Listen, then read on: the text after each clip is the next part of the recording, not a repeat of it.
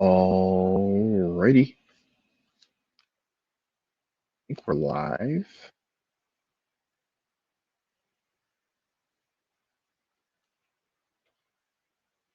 There we go. Hello, everybody. Everybody, hello. How you guys doing today?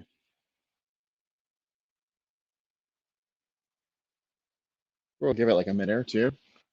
Let people filter in the stream, but we're very excited to be doing some critiques today.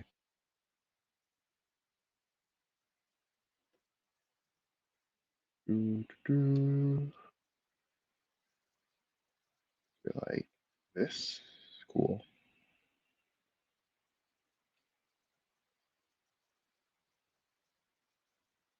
Who is in chat right now? Hello, month. Month. How's your week going?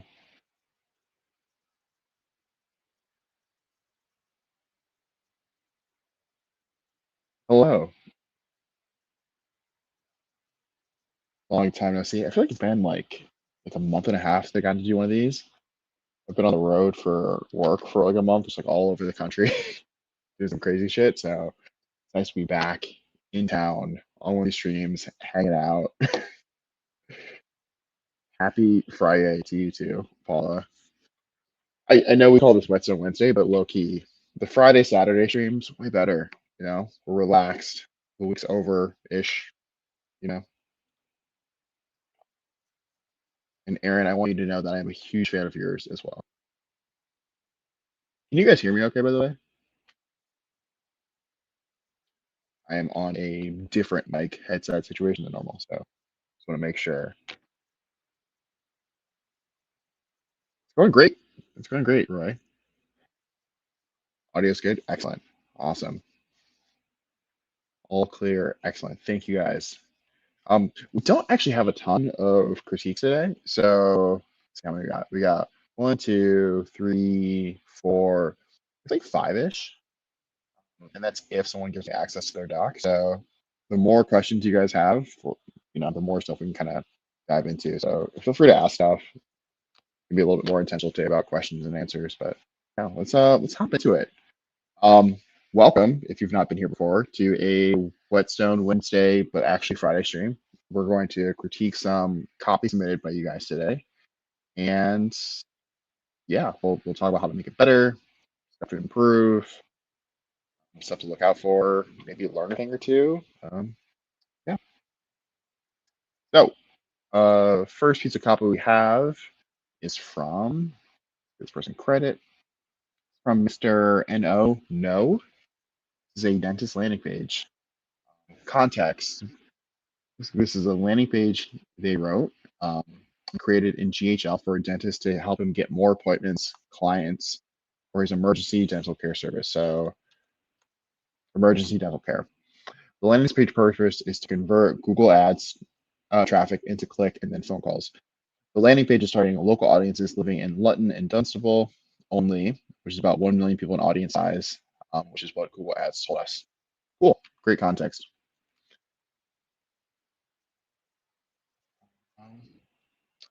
Thank you, Uzair.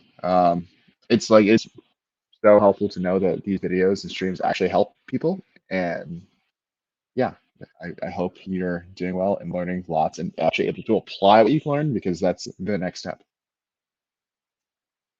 Let's get to this page. So first things first, we see a big pop-up. Do you live in Luton or Dunstable and need emergency dental care? Click the button below to book an emergency dental appointment so we can treat you ASAP. Phone number. Old testimonial here. Lifesaver for me as I needed an emergency appointment after my tooth snapped.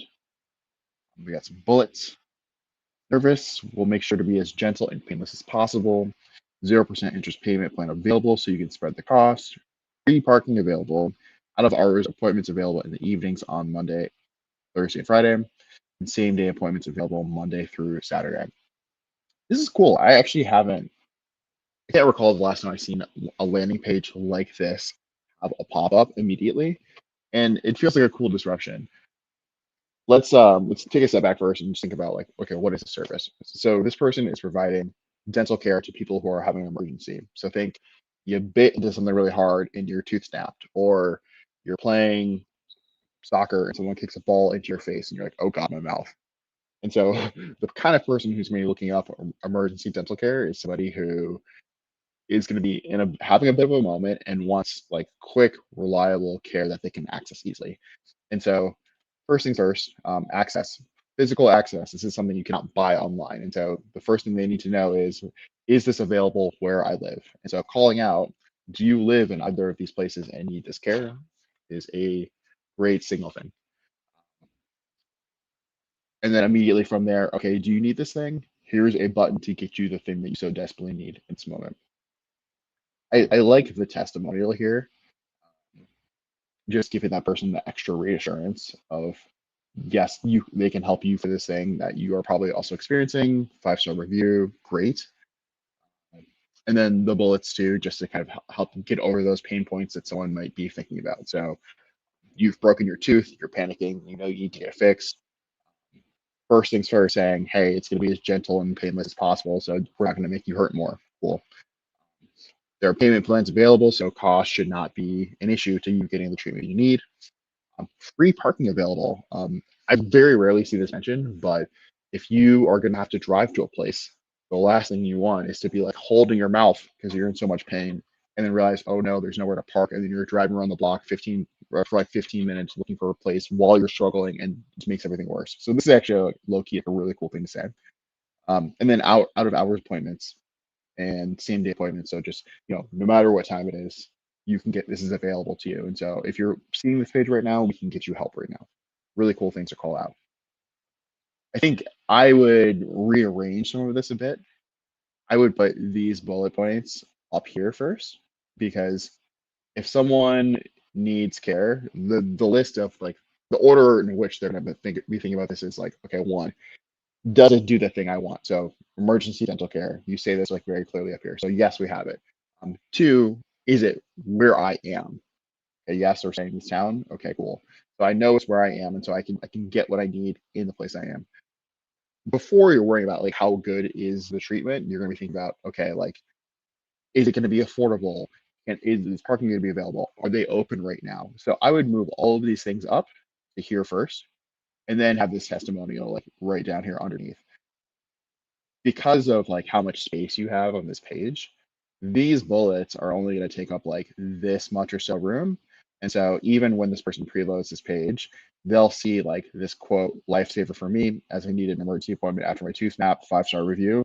That little snippet will still be visible down here above the fold. So you'll still get like this thing that is going to signal that it's high quality service that the person needs.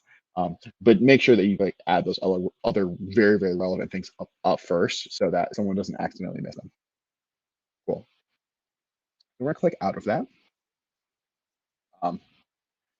Okay, can I get that again actually? Okay, it's not gonna pop up here again, but I do think what I expect, okay, perfect, is that everything here is going to be exactly the same thing. Um, it's on the page otherwise.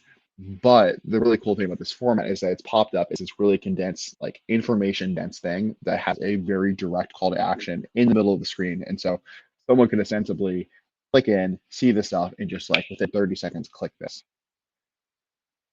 When we click out of that, then is, very regular landing page, all the same information, but in a much more expected format. It's a little bit more methodical. And so imagine it's like, you're not like panicking, but you're on the page, you're maybe browsing options. This format is like very clear, same info, same bullets, nice little wiggly CTA that's not too distracting. Same stuff here, cool. More credibility stuff, love to see it. And then we get into more detail. So it's like, okay, what types of things do we treat? So just in case you aren't sure, can we treat broken teeth? Yep. Knocked out tooth? Yep. All this same stuff, dental trauma, chipped tooth, broken dentures. Okay, cool. These things are all important to call out because many people are going to wonder, oh, I have this thing. Can you help with a specific thing? And so if you are an elderly person, you have dentures, and your dentures break, you know, I think you would expect that a dentist could fix a broken tooth, but you might not know if they can like fix broken dentures. So calling out and having an image of like, yes, we can help you with this thing is a great way to make sure that people like don't click off because they're unsure.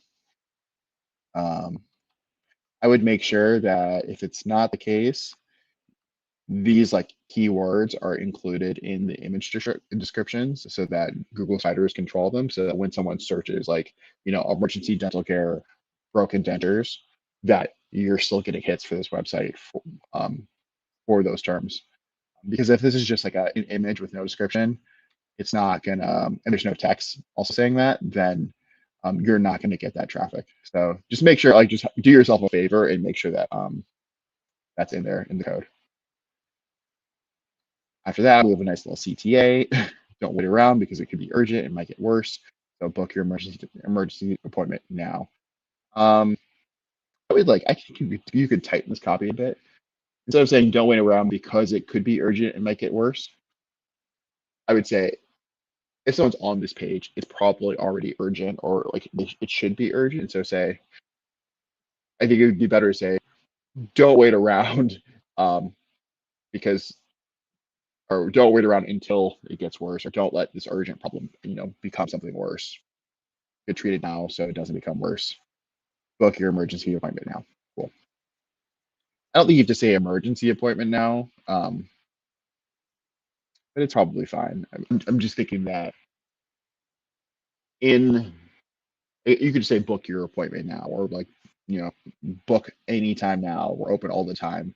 Signal the availability of it because if someone's this far down the page and they're identifying with these things, then they already know it's probably an emergency or something they need to attend to. And so you would get more value out of signaling the benefits of the service, like the availability, pricing flexibility, your payment flexibility, than just doubling down on emergency care that someone already knows they need. Um,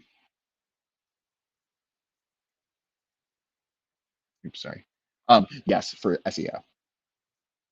Um, Who's there asks, is the copy reviewing only for Patreon members, or can non-patrons also submit a copy for review? If so, where do we submit the copy for it to be reviewed by you guys? Um, Typically, it is only for patrons.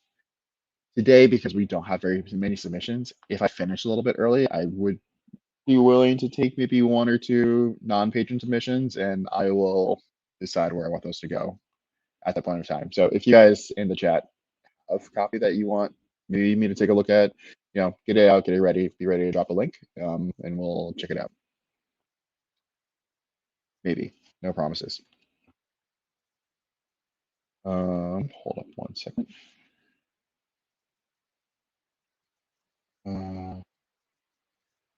And thank you, whoever just gave me access to their doc. Beautiful, great. Hold on one second, you just send someone a phone number.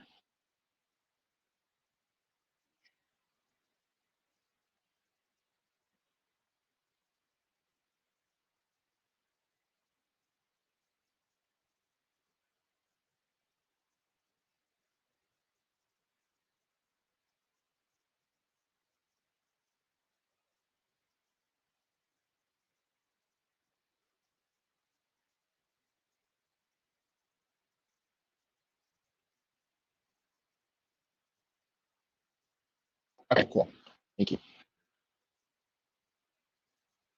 Cool. So moving on. So we got all that great stuff. Another CTA. Love all the CTAs. How it works. Here's a step-by-step thing, just in case there's any confusion. Call our number, confirm your appointment, come to our address. I might add one more just to be like super, super obvious. Like, come to the address, get service. Or just change this to like, come here to get the treatment you need. Spell out like the benefit, the outcome. It is one of those things that is incredibly obvious, and making sure that like your process is, I think there is a benefit in describing your process as something that will help somebody. And so don't just say like, okay, here's what I'm going to do, but also frame it as what is the other person gonna get out of it? Because if someone is on this page with the user intent of fixing a problem, make sure that your process is like centered around giving them the relief that they literally need in this moment. Small thing, but it helps. And then we have some great reviews. Done something residents have to say about emergency dental care. Cool. Let's see. So need an emergency appointment, but no one could see me the same day. But they saw me within a few hours. Great. Person saved my partner's life. Um, that's a great one. Had an emergency extraction 2 weeks later. I felt great, and so that's also fantastic. Emergency treatment, blah blah blah. All these are fantastic reviews. You love to see it. I love the touch of like highlighting the important takeaway or like what you want people to understand from each of these reviews, because very few people are going to read these, and it looks like you're doing a good job of like highlighting different pain points that people might have. So you know they were kind enough to provide treatment on a bank holiday. So on a day in which I couldn't get this from anyone else, they were willing to give it for me. They saved my partner's life. Um, I was able to. I called them at 3. Was treated at 5. Like, it's very fast. It's very easy. It's very helpful. It's relatively painless. Like, these are all things that people want to feel about their dental service, and you're highlighting all of them. So like, great job. Another CTA, great. Location, our hours, great. Why choose us?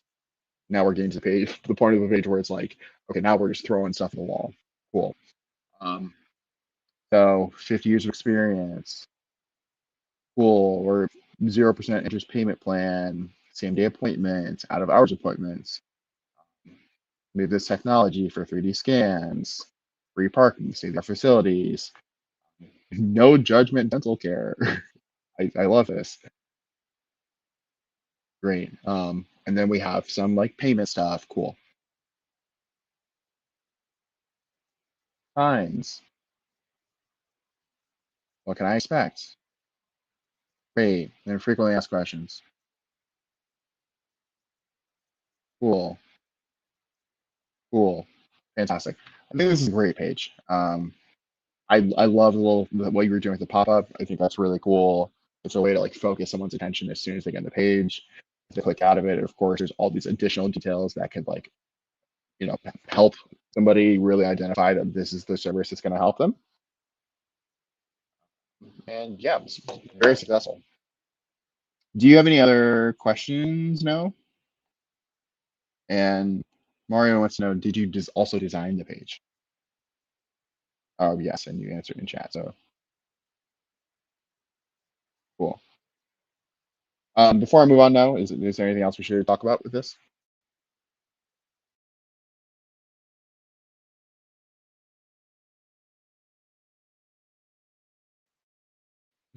I do think it's worth like calling out the design too, because we often don't talk about design. What does good design look like? It feels this really high barrier to overcome. And the truth is, like, keeping it simple and clear is the best thing you can do, and it's not that hard to do this as a copywriter.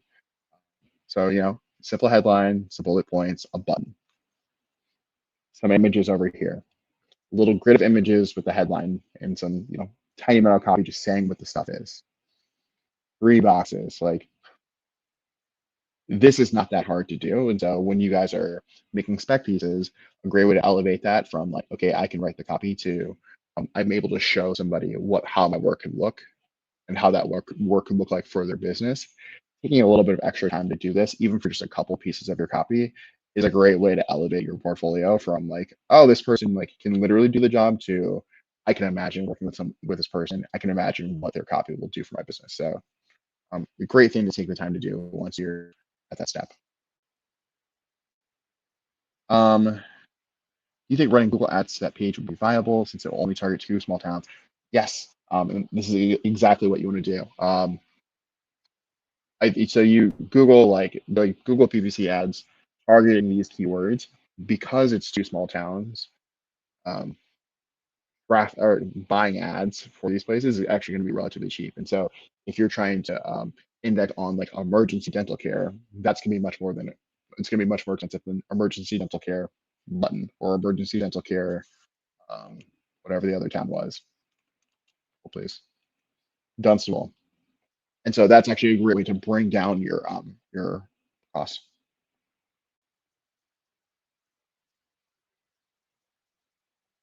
So yes, please do that. It also lets you get a little bit more creative too. because it can be emergency dental care, Dunstable. It can be um, tooth filling, Dunstable. It can be broken tooth, Dunstable. Like those are really broad search terms, but or sorry, like alone they're really broad search terms. But when you add the specificity of a certain of like a specific city, then like it becomes helpful. So let's just try this. Broken tooth, Dunstable. And so you can see emergency dentist in Dunstable. I guess also we're getting Oregon is popping up for some reason. Like, it's probably because of where I am, but like that also means that the Dunstable hits are not strong enough that they're overcoming like my local search filter. Um, and so that does speak to an opportunity for you to like get in there with your own like actually very targeted stuff and make an impact. So, um, but I would try this from where you are too and just see like when you play around with search terms to see what comes up. If the results are actually like fairly weak, that does mean it's an opportunity for you to like break through with that specificity for these search terms. This is exactly the thing. Hound of Cohen says, I was just thinking about that. Google ads for this would be a lot like the realtor or dumpster ads I've done recently. Should be solid. Just like the hack for Google ads really is like the more specific you can go while retaining like a large enough audience to justify spend, the better it is, to be honest. Because not only are you going to be like hitting those specific people, but the relevance of that term is going to be much higher. Someone who searches for broken tooth period might be interested in the science of dentistry, or might be like interested in knowing how do I know if I have a broken tooth. Someone who searches for a broken tooth Dunstable is probably someone in Dunstable who has a broken tooth and wants to know what to do about it. That person's going to be much more incentivized to actually seek out services and pay you for said services. Yeah. I'm running spec ads or landing pages for my portfolio, when and how do I decide if a piece is worthy of keeping in my portfolio or just letting it go to practice? That's a good question. I feel like early on, I would not be super, not gatekeepy. I would set the bar really low for what's worth putting in your portfolio. If you have only written one landing page, put the landing page in your portfolio because that's all you've got. As you do more landing pages, as you practice more, go back and look at what you've done and honestly ask yourself, is this up to the standard of what I can do? Is this up to the standard of what I think would be helpful or good for someone else? If the answer is no, feel free to like let it go. Also, as you kind of go up, then you can start thinking of design. And so let's say you have there's some landing page copy you have in a Word doc. That is not going to look as good. That's not going to be as persuasive as one you've mocked up, even in very simple design like this. And so that's when you go back and look at that stuff as you are improving and doing more pieces, it's an opportunity for you to say, is the copy itself here worth elevating into like a design template like this? Or is this new thing I've done effectively doing the same thing? And it's not really worth my time to go back and just like throw this in design.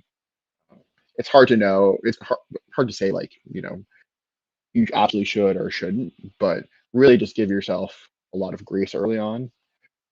Your best is going to be your best, but as your best improves, go back and look and say, is this how I would want to represent myself now? Because portfolios are really about outreach. And so if you don't think it'd be effective for outreach, then, feel free to check it out. All right, let's move on. So we have homepage for a pitch deck agency. Person said, I wrote a homepage for a hypothetical agency that makes presentation pitch decks for startups. Homepage goes into my copywriting portfolio, so I'd love any help in making it a solid piece to show off. The ideal reader are startup founders who need help making a presentation deck that lands them in a meeting with investors. The action that you want them to take is to book a consultation call. Cool. And this is from, hold please, this is from Act 91.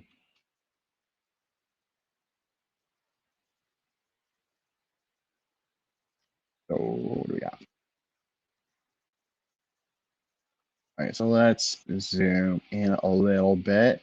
So I'm going to assume that like this is all above the fold and then it goes down. And so, cool. Well, let's be generous here and assume that everything is like perfectly fitted onto the screen.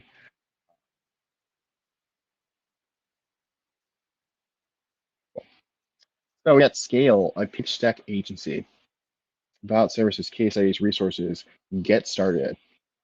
I think one thing I'll say off the top is your design choices, your copy choices are often indicative of like the type of services that you offer. And so when I read get started, for example, um, that makes me think that this is some sort of SaaS company. So if I click get started, it's going to take me to a page where I'm going to be given some different like sign up options for different tiers of whatever product you have. And it's going to be like, oh, here's this deck builder, here's this not deck builder, here's this custom super ultra expensive thing, whatever. If it's the case that this is like more of a consulting service where you're going to be onboarding people like a copywriter, they're going to talk to you, they're going to give you some info, you're going to build a deck for them, and not they're going to build their own deck, I would definitely reframe this get started into something like book a call or build your next deck or whatever with us, just to make it much more clear about what this is, because someone might get the wrong impression from this and be like, oh, I don't want to do this myself, I want to pay someone to do it. So like a small thing, but just a thing to keep in mind. So for startups struggling to build effective pitch decks, our 2.5 million pitch deck formula has raised capital for 317 startups. We create pitch decks that attracted the attention of top investors like Sequoia Capital, A16Z, and Khosla Ventures. Cool. So I think this is all like pretty good, but let's like really like nitpick this. I wonder about the word struggling here, because are startups struggling to build effective pitch decks, or is it like startups who are struggling to get like the seed money that they need? I would say that most startups, like they might not have the easiest time building a deck, but like putting together a deck isn't that hard. The hard thing is like the outcome that you want, which is like getting the money, being in the right rooms, all that other stuff. Having an effective pitch deck is a part of that. And so if the real outcome, I think let's think about like the outcome that they want. Does the startup want a really good pitch deck, or do they want the money that's going to come from having a good pitch deck? Realistically, it's going to be the money. And so when we think about how we're going to frame the benefit of our products to them, it shouldn't just be what like, do you want a really good version of this product? It should be, do you want this outcome that this product is going to give you? Because at the end of the day, you could have some great pitch decks that no one sees, and then you don't get anything from them. So let's actually signal instead on the money, the funding that they desire. Um, one other thing, when you say 2.5 million pitch deck, I assume that that's money. So make sure you have a dollar sign there if that's correct. Um, yeah, because then it'd be something like, for startup struggling to, you know, get the funding they need, or to convince investors, to persuade people, to whatever sort of thing. Our $2.5 million pitch deck formula has raised capital for 317 startups. The thing you would do if this were a real company, you had actual like numbers, is you would say has raised over XYZ $1 million for 317 startups, because the outcome you're trying to sell people on is, if you get my pitch deck, you are going to make X number of money. So the proof point you need to provide here to persuade people is, we've worked for 317 plus startups. Here's how much money we raised for them. So demonstrating that you have actually had tangible results. So very important to say, our formula has raised X number of dollars for Y number of companies. Because this is a spec thing, please go back and add that. And then I do like, you say literally, here's what we do. So we create pitch decks that have attracted the attention of top investors, like Sequoia Capital, blah, blah, blah, all these people You could definitely improve this phrasing here. So I wouldn't say have attracted the attention of, I'd say attracted the attention and funding, have earned investments from, have gotten whatever results, because we're translating this, you have a good pitch deck, into these people are giving you this money. Because let's say you could attract the attention of Sequoia, and then you pull up and your deck is a little jank, maybe they might not give you the money, whereas if you have a better deck, they would. So it's this deck is getting these people to do this thing that you want. So let's make sure that that's like really tight. And then you Trustpilot, cool. People trust us. We have some examples of decks. I can imagine like on a real website, this is like going back and forth. There's movement. Oh my God, they're all so different and shiny and great. We love it. Lots of different styles. So I know that there's one that's gonna meet the vibe of my company. Cool.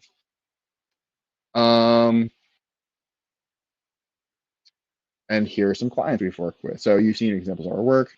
Here's some clients we've worked with. You know these people. You relate to these people. You want to be like these people. Cool. Then we have kind of some stuff. So it looks like over $3.8 billion cumulatively raised since 2020. 60x higher raise rate vs industry standard. 317 plus startups helped across multiple industries. Since you have this number, this 3.8 billion, I just put this here. So our formula has raised over $3.8 billion for 17 plus startups. Very easy tweak. And now we're gonna start selling people. So only 10% of startup pitch decks get investor attention. You built a product, you built a business, but now you're expected to build a world-class pitch deck too. Every week, investors sift through 25 to 30 decks. Most never get a second glance. You've probably already spent countless hours putting your deck together, changing fonts, reworking slides, doubting every word. At the back of your mind, you're wondering, should I be spending this time actually growing my startup? Don't worry, we'll take the weight off your shoulders and get your deck noticed. Okay, this is cool. I like starting with a problem, and especially when it's a problem that your audience has, because you're calling out, hey, we get it, and we're here to help. I would think about the phrasing of this a little bit because it's the problem like only 10% of startup pitch decks get investor attention. So I don't know if that's the real problem. For example, like is it your pitch deck that gets the person to take a conversation with you or call with you? Um, maybe a lot of this stuff is through networking.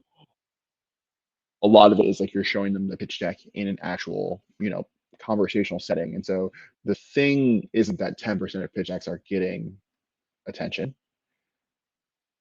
It's you're in a situation in which you work so hard to build a business or to build a product or an idea or whatever, and you spent your life, blood, sweat, and tears doing this, and now a 10 slide pitch deck is the thing that could tank all of that effort and make all of your dreams and hard work go away. That's the tension here. You do all of this, and you're this world class person, but this is the thing that's stopping you from actually like making those dreams a reality. And so maybe it's like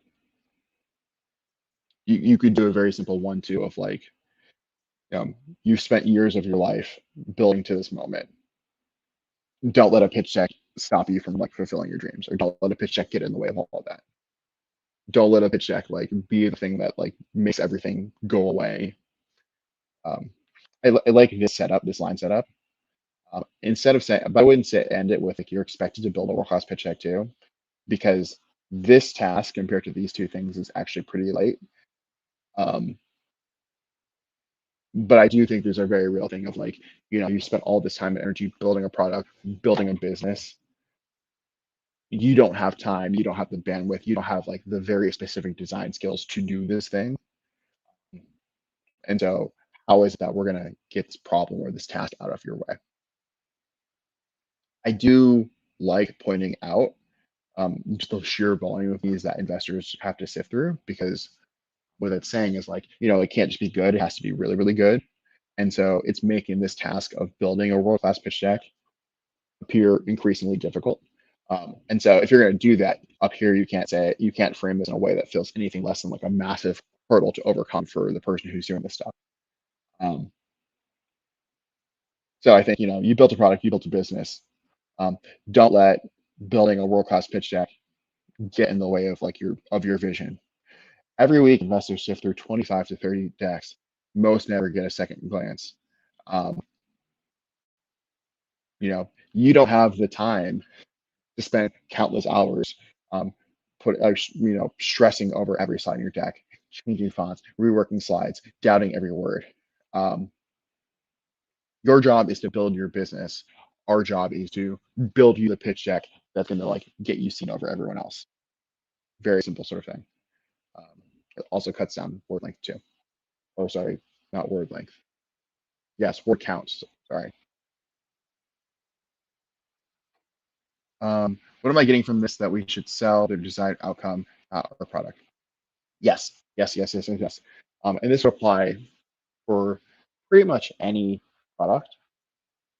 When we are talking about selling things, yes, we're selling literal things. We're selling toothbrushes, we're selling phones, we're selling pitch decks, we're selling houses or whatever.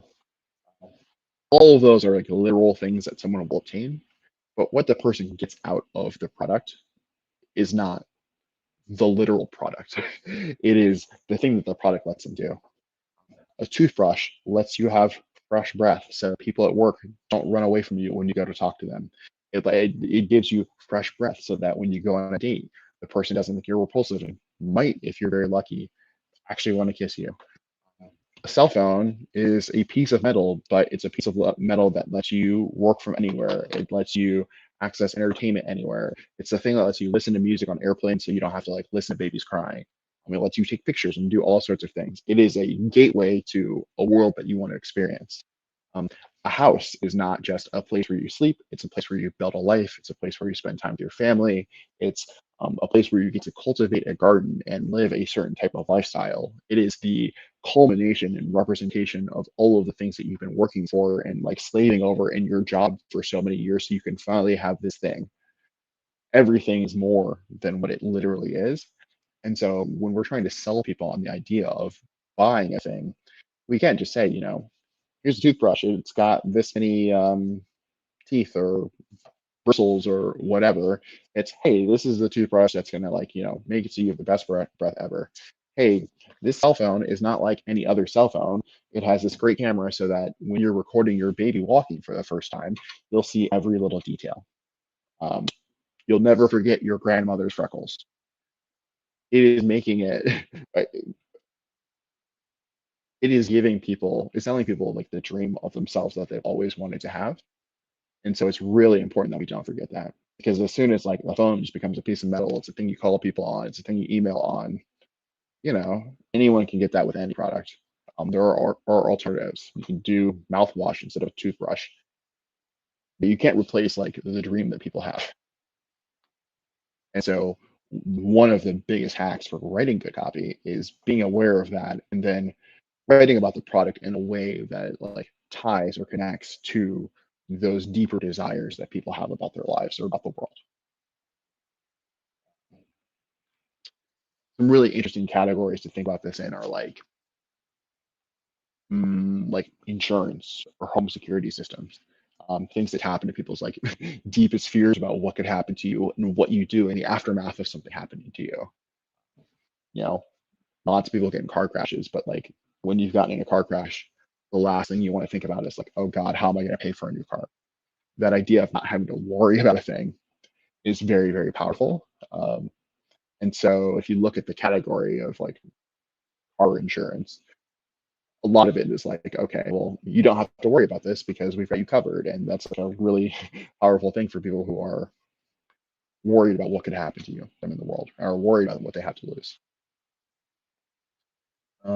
This is one of those lessons that I know because you guys really drive home the mega course. It's always nice to hear it laid out so succinctly. Succinctly. Thank you. Um, yeah. Everybody watch the mega course. We talk a lot about this kind of thing because what we are in the business of persuasion, and so to do persuasion effectively, we have to understand the psychology of how people work. There are plenty of great books on this, but like just very fundamentally, it's about understanding what motivates people, what drives them. And it tends to be much less like the logical, rational thing of like, oh, this thing is 20% better than this other thing, or it's like a pound for pound, it's a better like monetary value, and more, I feel this way about this world. And so I'm going to make some purchasing decisions to validate that or, change the way I feel because I want to be somewhere else emotionally.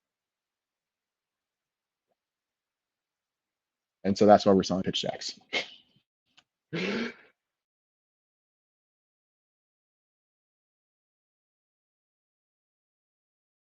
Up with this. So what is our formula? This is a formula our team of consultant VCs, messaging experts, insiders spent 10 years, typo, perfecting. Let's help companies get average funding of $2.5 million in all sorts of niches, no matter how crowded or competitive they were. Four ingredients. We have the sticky story system, financial slides that build unshakable investor confidence in your numbers, stunning visuals that make your deck impossible to ignore, market research to position you effectively against competitors, and a bonus training, pitch like a TED speaker. Interesting. Okay. So you've done a good thing here.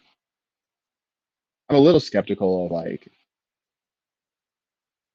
having a USP like this, or sorry, like a unique mechanism like this.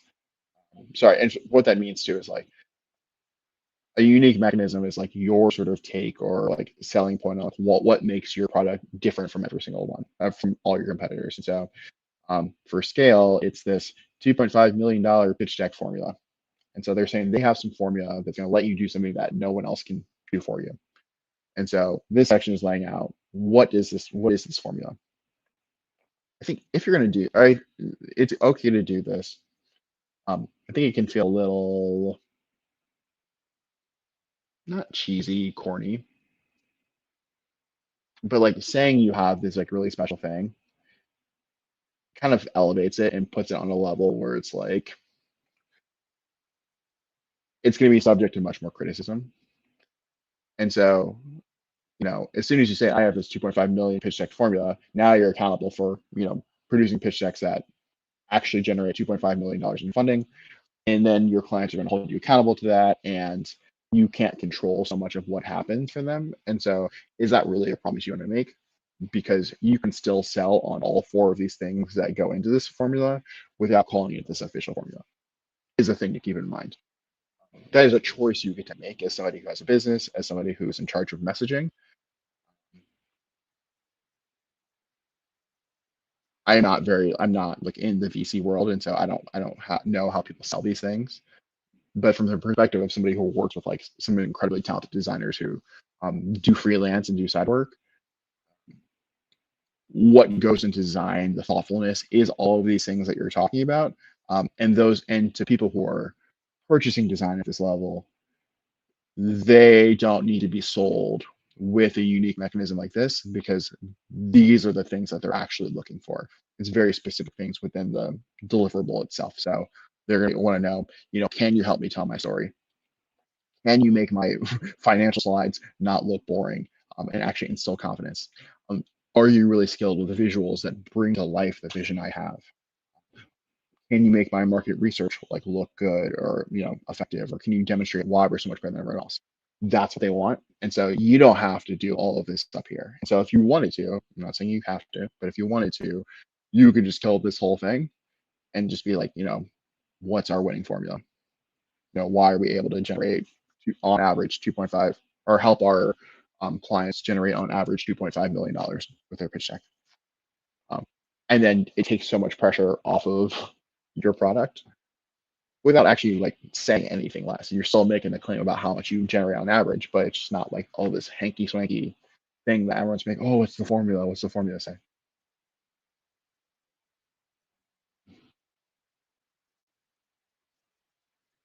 Uh, and this is the reason why like that distinction can be so important. Uh, Not really a copy question, but the investor doesn't invest in the startup. How do I, as the agency owner, know why they got rejected? Their product or my pitch deck? That's the thing. You don't know. The person doing the pitch doesn't know. But if you are saying as the agency owner, hey, we're going to make you this money, and they don't get the money for some reason completely unrelated to what you delivered, um, attribution or who is responsible for that result is like very, very unclear. And so, do you really want to make the promise, hey, I'm going to do this for you, if you're not really in control of that result? That's a big reason why we say, um, as a copywriter, even just like in small time stuff, you never want to make promises to your clients about how much money a sales page is going to make because you're not in control of how they drop traffic to the page. You're not in control of how they're targeting audiences.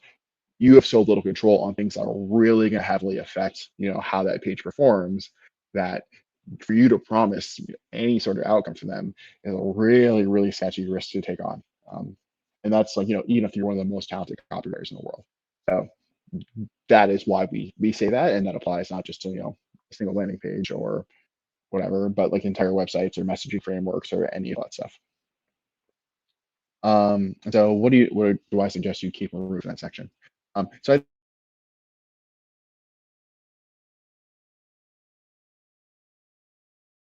think quotation marks, it can just be very like simply like, how like how we our winning formula for helping you win your next pitch, or for helping your next pitch secure the investment you need. It's like very simple, very clear, you know.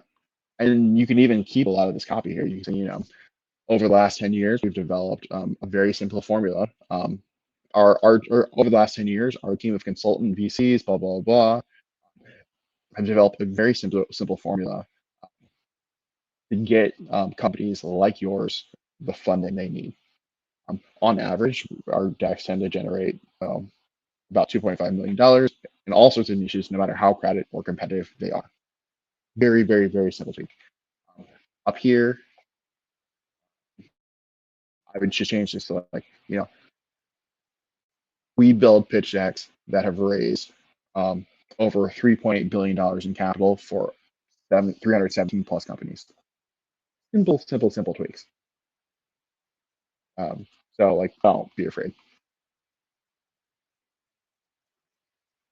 Bonus training, pitching like a TED speaker. Make sure you capitalize this. That is an acronym.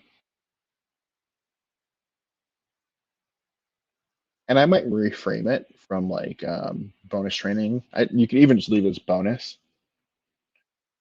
Um, but I like this idea of like we're going to build you a pitch deck, and then we actually have like a speaker, like a coach who's going to help you deliver the deck.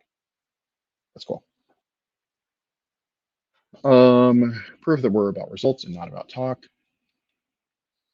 think this is one thing you want to avoid is like accidentally introducing doubt that may or may not be there.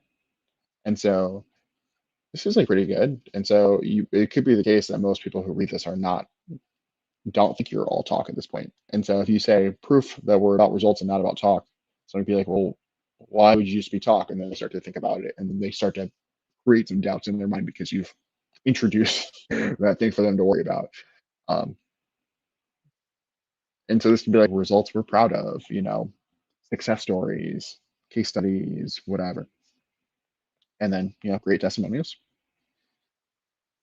Um, Founders we work with say the same thing. I wish we'd done this sooner. Don't waste more time or burn more runway. Join this many startups. Blah blah blah blah. Book a free consultation now. Cool. I might add a button here, call to action, like a book a consultation one here. This is like a nice little middle point. So it's like people who are interested immediately click here. Okay, cool. Maybe you can have one here, but then you kind of get into the story of like, okay, here's the problem, here's our solution. And then a reasonable thing to think is like, okay, I want that solution. And so there should be a button right here between these two sections. If people still aren't convinced, then we're going to hit them with some testimonials, blah, blah, blah, final call to action right here. Don't be worried about having too many.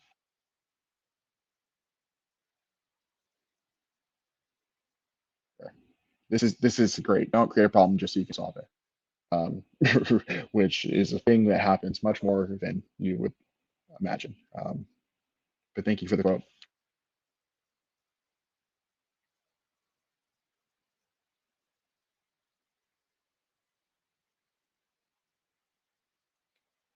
Um, we work with a company like this where they don't have much control on the end result. We first check if their product has a product market fit or not. Only then can our copy make a difference. I love the way you're thinking about this. It's a actually very, very complicated question, because as people who write copy, we are very outcome oriented, and because we want our copy to work, we want our copy to like drive a result. What direct response is all about, right? And so we are thinking like, how are we going to make this copy make the most money or drive the most impressions or whatever the KPI is? Depending on how you're hired into a company. So let's say you're freelance. This is like the worst case scenario. This company has a marketing team, they're doing whatever, and they're like, okay, we need someone to write some copy. If you come in and you're like, does your product market fit? Does any of this actually work? Is any of this real? Is your segmentation correct? You need a funnel. Why is your funnel so bad? You're putting a lot of pressure on people in a situation in which you're not being asked to give any of that input. And so that can create tension. If you're hired in more as like a marketing consultant type role, or like I'm going to write copy and help you like restructure, think about, create your funnel, those are great questions to ask. Um, the sort of the market fit question is like a very fundamental thing that uh, can be a little scary to ask, because for a lot of companies, it's like, oh, you're not really doing much of anything. And so it becomes much more of like a relationship question. Can you come in and build some trust so that when you ask something that can like kind of question the integrity of the entire business, it's received as like you being a partner and not you being someone who just like is telling them they suck, because that can be a very vulnerable thing. It's like, oh, we hired this guy or girl to write a sales page, and now they're telling us that we need to redo all of our marketing, probably because they want us to pay them to redo all their marketing. They're not going to trust you at that point. And so um, I think when you're starting out, do the work you are hired to do. Every now and then you can prod a little bit and make, oh, like, can you tell me about like the smart, like, market fit, or I'm seeing a lot of competitors do this. Is this like why are we doing it this way? Just so I have context for the copy. Start conversations about these things. And when people realize, oh, you're actually invested or interested as a partner, someone who wants to make it better, you can start to have some of those conversations. Often it will still be out of your control.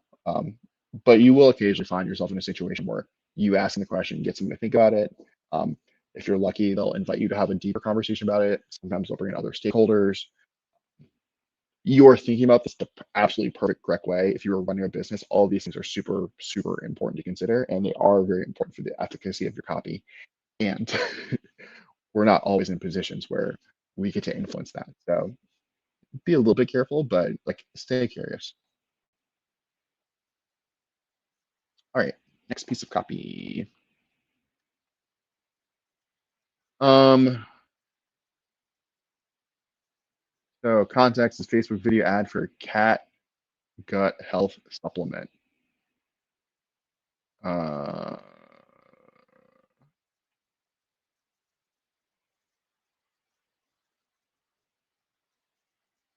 all right, so it looks like we have a couple hooks, and then we have like a visual direction for like what this video ad's gonna be like. Cool. Let me see if there's context for this. Okay, one. This is from Mercy, probably. Yeah, okay, cool. So I think this is like a video ad, or sorry, I guess just to close this loop too. Yes. So the reason you need to be careful is because it's very easy to blame a freelancer when things don't work out. And so, you know, the most important thing for you as an individual is to get your back, like, because you're getting hired to make money or to produce a result to make money. And so you don't want to put yourself in situations. I don't want to encourage you to put yourself in situations.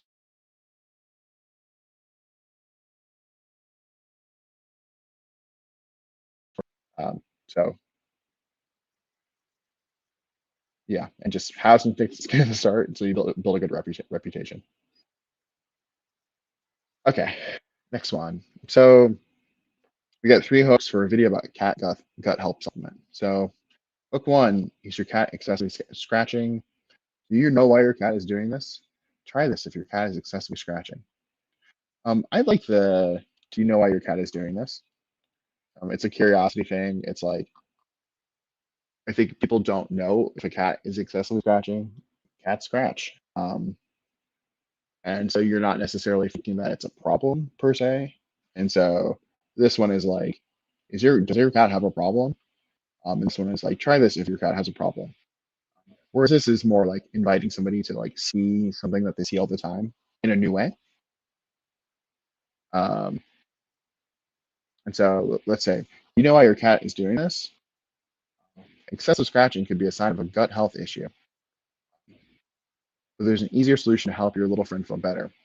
What you need to do is feed them the foods that support gut health the right way, with ingredients that contain dietary fibers, omega fatty acids, antioxidants. Ask your vet, and they'll tell you the same thing. But here's the problem. Although these are simple ingredients, it can be difficult to find the right portions or enough to really impact their gut health. And that's not your fault. That's why I give my little friends this science-backed food that supports gut health. Plug name for our company. Plus, customers can't stop telling us how much the cats love the taste. What's the secret? We know it tastes good. Best part is guarantee. Okay, cool. So this is a Facebook ad. Um, so let's talk about the rule of one really quick. Um, rule of one is, I'm sorry, I should have zoomed in too. Rule of one is basically like every piece of copy you write, every piece of messaging you do should have one objective, not all of the objectives. So if we're thinking about a Facebook ad, you're scrolling through Instagram, you're scrolling through Facebook itself, video pops up. The goal of that ad is not to sell a product. It's not to convince someone the product is like the best thing ever, blah, blah, blah, blah, blah, blah.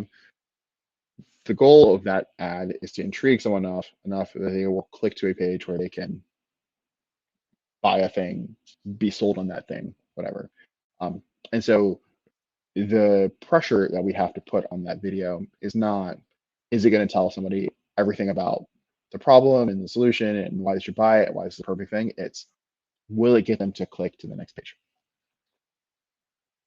This can be a little bit more complicated or a little bit more direct if your funnel is going straight from um, like this video ad to like a sales form.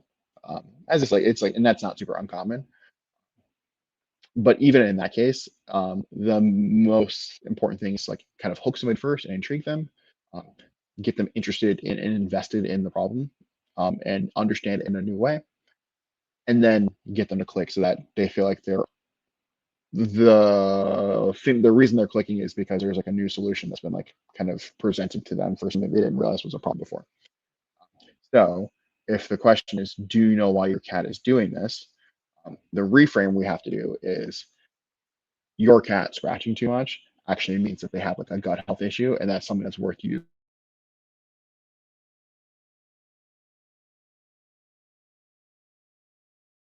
Can I just edit? Hold on, please. Can I do this? I know.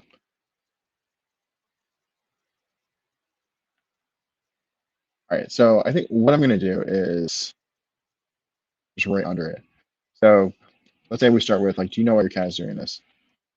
First, we need to explain like what is it that they're doing, because if it's saying like, you know why your cat is doing this, why is your cat scratching? And then the next thing you're saying is, well, scratching can be a sign. Okay, well, now in the first 3 seconds, you told me what the problem is, and I, as someone who doesn't have gut health issues, but am a capable adult, I could solve it on my own. Now I feel like I can like click off the video and like skip because my cat doesn't have gut health issues. I know that. I give them great food. We need to introduce like a little bit of doubt into that to um, help build and like cultivate that intrigue so that we can like keep the person watching. So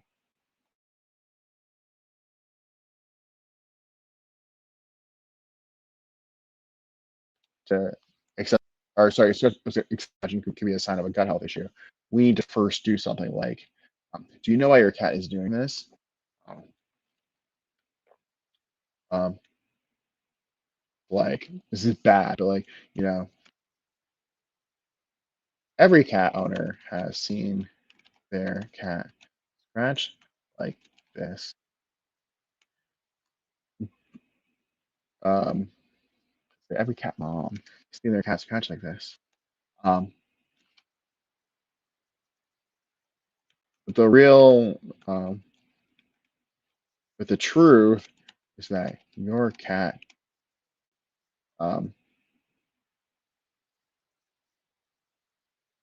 your cat scratching has nothing to do with their skin. Okay, and so now we've gone from like, okay, very ordinary thing. Why is your cat doing this thing you always see your cat do? And now we're explaining, you might think they're scratching because just like you, sometimes their skin itches. Um, but really it's not about their skin. And so then there's like a little bridge explaining like, um, actually 90% of the, you know, 90% of the time, um, cats skin care or skin issues aren't a result of dry skin or blah blah blah. It's because of you. And so we're saying you have a responsibility to do it. And so then it's like, um, it's because of something of one simple thing you don't even know you're doing. Dot dot dot ominous. And it's like that's because um, excessing scratching is usually a sign of a deeper issue or deeper gut health issue, deeper issue, blah blah blah blah. Then we get into, you know, cats are like, cats are like really sensitive animals, and like, what they eat affects every part of their body, blah blah blah blah blah.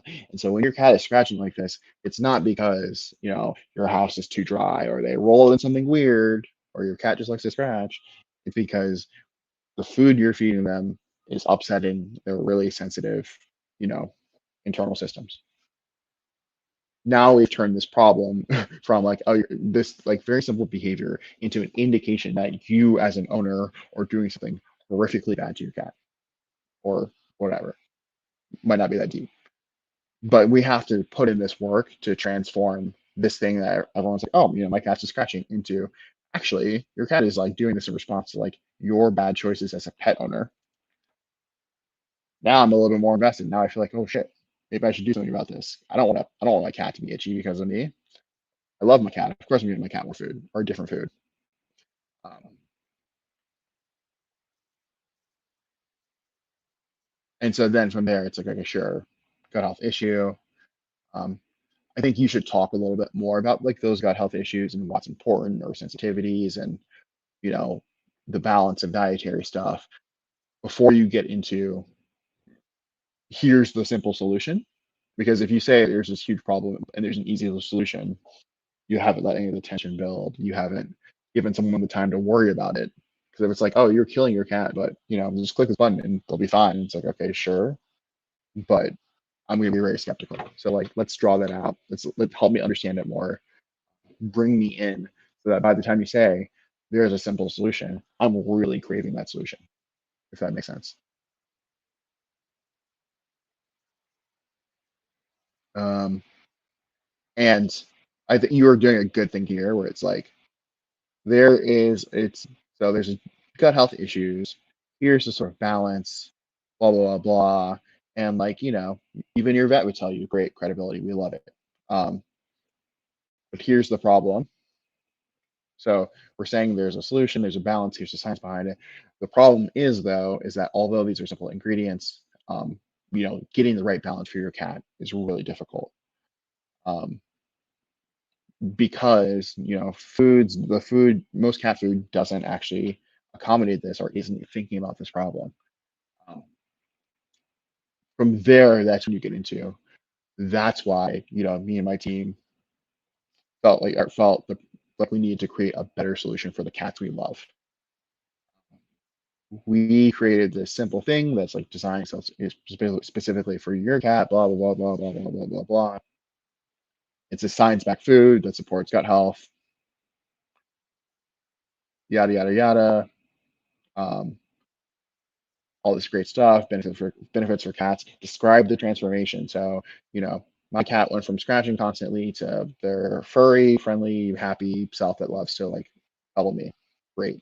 So give them that outcome that they want. And this thing should come at the end. So then also our customers can't stop telling us like how much their cats love the taste. And so it's easy to give them, blah, blah, blah, blah. Like you have all the pieces here. Just spend a little bit more time uh, up front highlighting the problem, building that intrigue, so that when you give them relief in the form of this solution you have for them, people actually can feel like a greater sense of relief than just like, oh, I guess I'm gonna fix this. I didn't know it was a problem. We got gut health made delicious for cats. Might be giving it away a little bit too much. Help your little fur friend today. Probably make this work a little bit harder. Um, and then for the primary text here, it's like, is your cat excessively scratching? This could be a sign of a deeper problem that most cat owners don't even notice. Then say, here's this all natural, blah, blah, blah, that helps support their thing. You're doing a good job describing it. Just make sure you build the problem into the description of it also. Because a lot of people will scroll down. And if this is like not talking, not in sync, not message matching with like the actual video itself, there'll be a little bit of a disconnect and you might lose people. This is good though. This is a fun one. All right. So is the purpose of an ad to sell the buyer using all the copywriting and psychology behind words, or is it just to intrigue them enough to just go to the landing page? Um,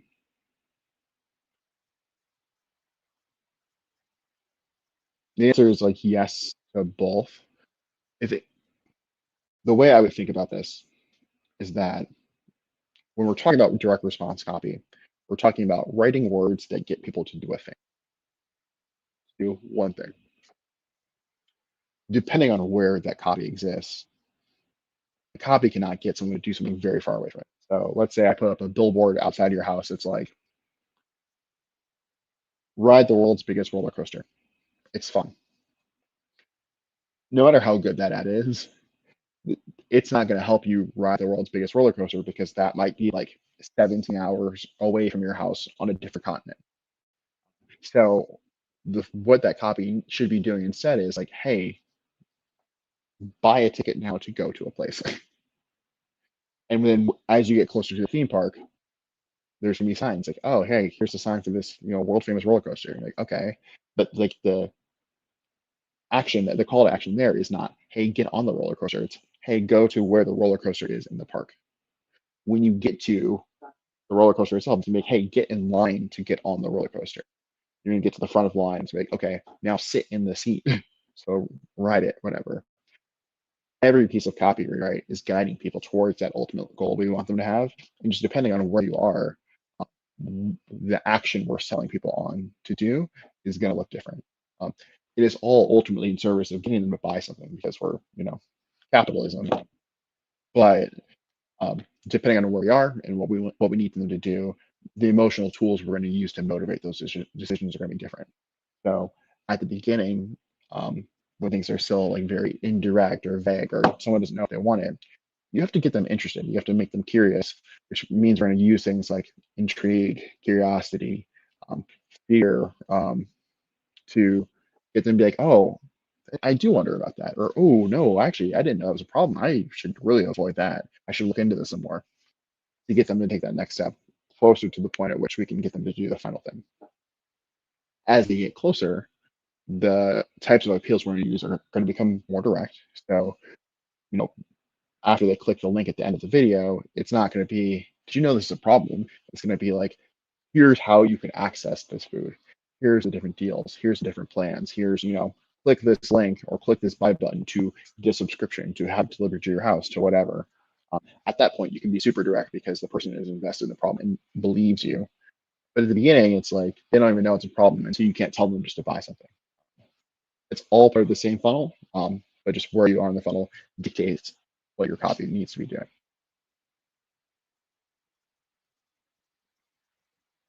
Um, this product has so much potential to go on the satire comedy ground of society. Wasn't so PC these days. Yes, it does. What do we got here?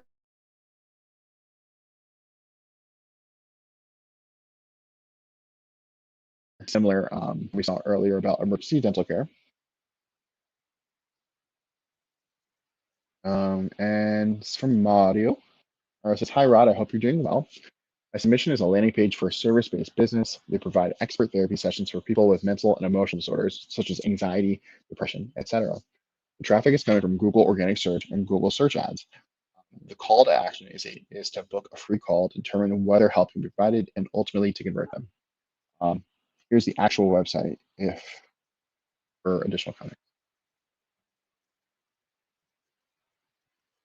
All right, cool. Yeah, this is actually helpful. So this is what the page looks like right now. Um, and this is what they're trying to turn it into. I guess this will be a landing page, but this is the baseline, and this is the reality for a lot of businesses. Like you're not working with like some super crazy cool thing. A lot of time you're coming in and building the first like real thing for them. So this is a cool opportunity. Um,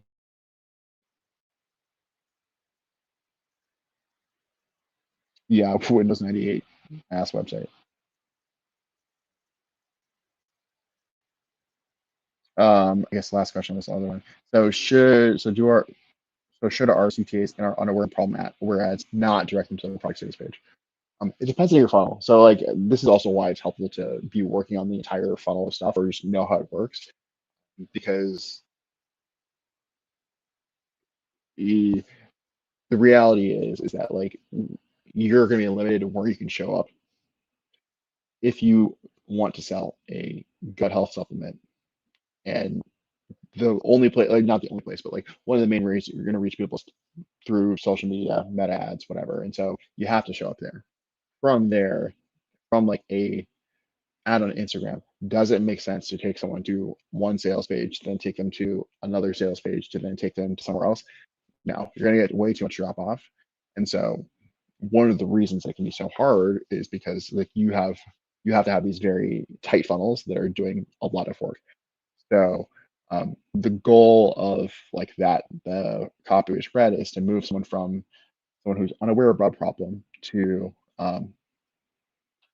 product or solution oriented, ideally product or product aware. So that's why like those types of that type of copy is so difficult to write, is because it has to do a lot of work to move someone. When you are going from that video to a sales page, it takes some of the pressure off, because it's like the ad can just be like, hey, there's this problem that most cats have, and you're seeing it and you don't even know it's real. And 98% of cats in America have this. And the reason it happens is because their owners are doing one thing that if they knew what they were doing, they would stop it immediately. But most don't even know. Click this link to find out more. People are going to click that link, and then the next page can be, hey, the food you feed your cat is like fucking them up. Blah, blah, blah, blah, blah. Here's our solution. Buy the thing at the bottom of the page. That is that is another way of doing it that like kind of splits the responsibility of those two things. That takes pressure off both pieces of copy. The way most people do it now, though, is you'll have this like that really tight ad that goes from that video to a like order form or like Amazon style sales page, where there might be a little bit of copy, but most of the persuasion was done in the video. So it is not the case that you should not direct them to a product sales page, but depending on the type of product, how much persuasion you need to do, what those pages look like, what you need to do on each one is going to look a little bit different. And there's no one way to do it. Yeah. All right, so let's get into this. Before we do that, though, I do want to call out that we were talking earlier about design and putting your copy, like spending a little bit of time to design your copy so it looks a little bit more professional, so it looks so people can get a better idea of how it's going to look. And it was no, I think did a great job doing that with their template. That isn't work, and that is not always the easiest to do, and you don't always have time to do it. And so I think that Mario's page here is an excellent example of how just a little bit of work and thoughtfulness in even in a Word doc can make a piece of copy like look elevated and like really demonstrate how it would look on a page. Because it's very clear here, you got headline, some eyebrow copy, you have these little bullets like they're highlighting things about the services that make it really good. We know this is a button. Here are some like major things that we help with. Like it's very clear what this page is doing and what it would look like, even though it's not designed in like a natural design template. So like definitely copy this example if you're newer or you're not as confident with design. Even tiny things like this make a huge difference, both in terms of like someone like me reading and like evaluating your copy, but also a potential client seeing this and being like, oh, this actually looks really professional. This person took the time to have different fonts, different sizes, and they're adding buttons and they're doing all these things. Like this looks quite professional, even though it's not like mocked up on an actual page. And so like swipe from this example as well, please. Yeah, it's in a Word doc and it already looks better than their current site. So like it's not that hard. It just takes a little bit of intentionality. Cool. Um, so for people who suffer from anxiety, depression, identity and relationship issues, individual counseling sessions in Harborne, Birmingham, or remote via video call. Cool. A confidential environment, expert field of experience, science, accredited by the NHS. Here's a button. Click this to get services. Cool. So this is probably like the sort of above the fold section. We scroll down. Because every person case is different, we provide tailored guidance for any specific situation. Um, Anxiety, depression, identity, relationship hardships. We're describing some of the symptoms that you might have. And so if someone's like worried about these things, they can go to category, they can read, oh, I am feeling these things. This person helps with these things. Okay, maybe I should reach out. Emergency stuff, cool. Our proven methods for dealing with mental and emotional difficulties, mindfulness-based cognitive therapy, MBCT, and then CBT.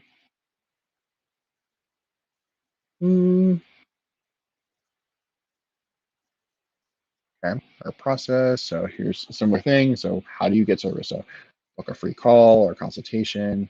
We discuss your challenges. We map out a plan.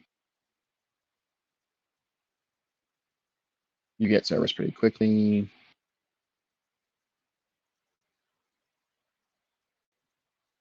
And so then we have this. So hi, I'm Dr. Richard Bennett, accredited CBT, behavior, sorry, psychotherapist charts. After working for more than 20 years as a healthcare professional, I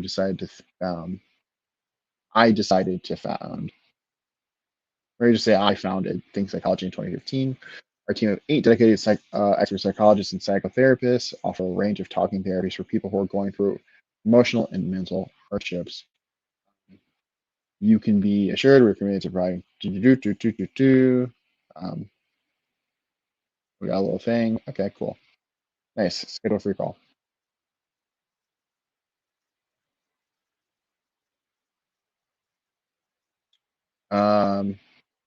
I think this is good. Let's just therapy clinic, London.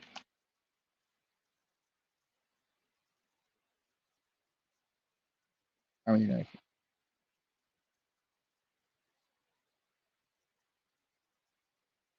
no, this is not the right thing. Sorry.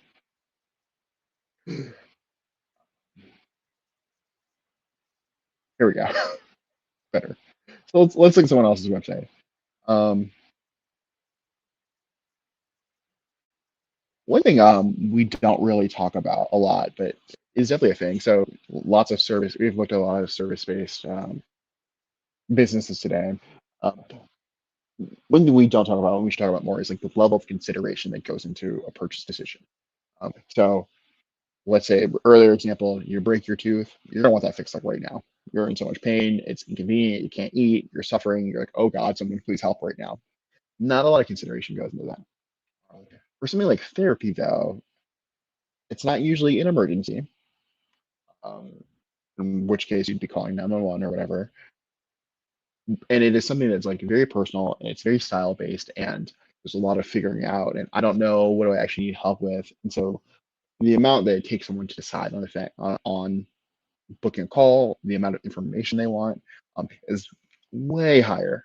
And so it's a slower process and it doesn't need to be as centered around an immediately like book now thing. Obviously, you still want CTAs, you want to make sure all that stuff clear, you want to provide all the same like types of information that you'd be providing for a like the dental services. And there's probably a little bit like there's a more nuanced, gentler touch you want to have that plays into some of that patience you're also going to need to exercise. Um, yeah, like this, like the wrong therapist can ruin your life or cause a lot of problems for someone. Yeah. Um, so when we do that, so for this example, I have no idea. Chelsea, a Purr's nice neighborhood. Terrible. This is a terrible use of space, but you go down and it's just a description about what they do. So we're a group of professional experienced psychologists and psychiatrists offering private therapy and psychiatry in London. Our clinics are based in Chelsea in the world-renowned Harley Street, the heart of London's historic medical district. Our approach is tailor-made. From the moment you reach out to us, we're focused on finding you the right support for your circumstances and needs. We offer the best cutting-edge therapies that are rooted in evidence to empower you to enact meaningful, lasting changes in your life. Sessions can be delivered both in person at one of our clinics or online. This is much less urgent, and it's like taking the time to really spell out, like, look, this is tailor-made for you. We're trying to get you the right support because, like, this feels like really good copy for someone who's like having a mental breakdown. Like, I need some help right now. Can I get on the phone with somebody? Is it confidential? You got experience? Okay, sure. I need some help. I'm good to go. Let's go. Um, but someone who is maybe their first time doing therapy or has done therapy before and knows that it matters so much, like what type of therapist you have and your relationship to them and connection with them, they're going to take it a little bit more slowly, and they're going to want a lot of this information. With psychologists and psychiatrists because it's different. Even talking about like private therapy and psychiatry, like this tailor-made approach, finding you the right support for your circumstances, blah blah blah blah, evidence-based. So they're talking about all the same things you're talking about, but just much more of like a narrative framing, gentle, no rush. You don't have to click on a book, just find out more info. And so we're gonna click find out more. What are they gonna tell us about us? Same sort of story about how we're founded, deliver services, blah blah blah. Very similar to your dude. Mental health, fully integrated.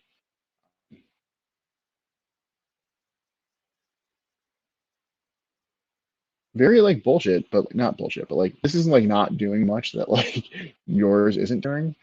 Uh, Speaking of where they are, testament to the vision. Mental health approaching mental health encompasses the needs of individual couples and families alike.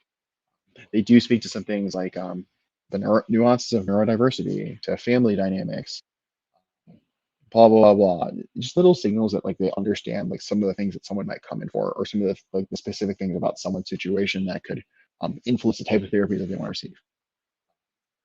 Testimonials, services. So really breaking out to psychiatry, ADHD assessments, autism assessments.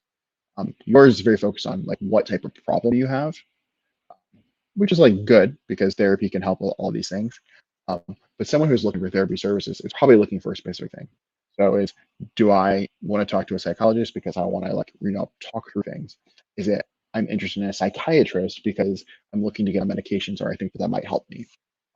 Do I need a certain type of assessment for ADHD or autism or whatever? All these other things. And like your clinic might not do all those things, but like these are the things that people are looking for. So like, autism assessment is a search term that will come up. And if that's a thing you do, that will help drive traffic. ADHD assessment, similar thing. Psychiatry services, whatever. Another really good thing is to call out the different types of clients. So obviously individual therapy is what this said. So probably not couples, but saying, hey, we treat adults. We also we have specialty for children and adolescents, which a lot of therapists do. Individuals, couples, not couples, groups, adults, blah, blah, blah. Just calling out these things because these are things that people look for. Like, hey, can you, I'm an adult looking for psychiatry service or for therapy services for my child. It's really good that you then wrote children and adolescents on there. That's a big thing. All this stuff here, commute locations, sure, it's very typical. You probably don't have these, but it's fine. Inclusivity, locations, our team. And so these are like great things to have. They're doing a lot. It seems like a very high-end place. One thing that is helpful is like if you have a team of however many therapists, having a simple page where you have a picture of the person, you say their name, you say what they specialize in. Most therapists have a blurb like this about themselves. And so just putting that on there for someone to browse and say like, oh, this person does this, they can pick them out. So when they are, looking to book a consultation, they're able to book a consultation with a specific person that they feel like is going to be a good fit for them, rather than talk to somebody, to a receptionist who's going to make, oh, we have this person, this person, this person, but then they feel like they don't know anything about, and now they're like, I guess I'll try it. When maybe them having been able to pick out a match themselves may have led to a successful connection that then sustains business.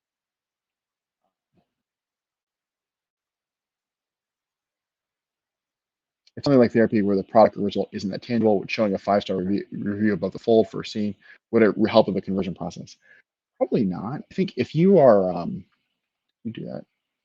They didn't do that. Okay, cool. Yeah, I don't think so because therapy is also like a very therapist dependent thing. And so if you have a whole bunch of therapists, someone's experience can be very different with Mary versus with Sally. And so it doesn't make sense to have a 5-star review from the clinic when, Mary could be like a 5 and Sally could be like a 2. So I'd say that. I do know also that like, well, I don't know how it is in like the UK, but in the US, like my girlfriend is a therapist, and on her clinic's page, like they have pictures of all the therapists, and like people have picked her out for her, and they'll be like, "Oh, I want to work with her," and so like it helps to do things like this. It also showcases diversity, and so I want to work with a man, I want to work with a woman, I want to work with someone older, I want to work with someone younger.